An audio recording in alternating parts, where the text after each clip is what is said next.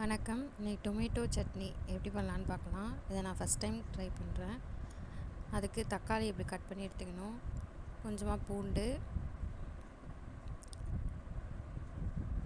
அப்புறம் ஆனியன், பெரிய வெங்காயத்தை நல்லா பொடி பொடியாக கட் பண்ணி எடுத்துக்கணும்.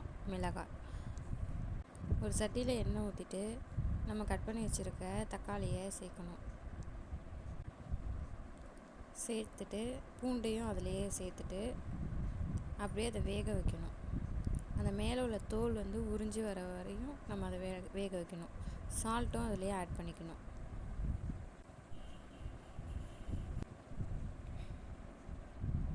இந்த அளவுக்கு வெந்து வரணும். அந்த தோலை பிக்கிற அளவுக்கு வெந்து வரணும். அப்புறமா அதை இன்னொரு பாத்திரத்தில் மாற்றிட்டு நம்ம கட் பண்ணி வச்சுருக்கிற எல்லாத்தையும் அதில் ஆட் பண்ணணும். அப்புறமா அதை எல்லாத்தையும் ஒன்றா சேர்த்து மிக்ஸ் பண்ணி சப்பாத்திக்கு தொட்டு சாப்பிட்டா சூப்பராக இருக்குது. இதை ட்ரை பண்ணி பாருங்கள். ஈஸியாகவும் இருக்குது.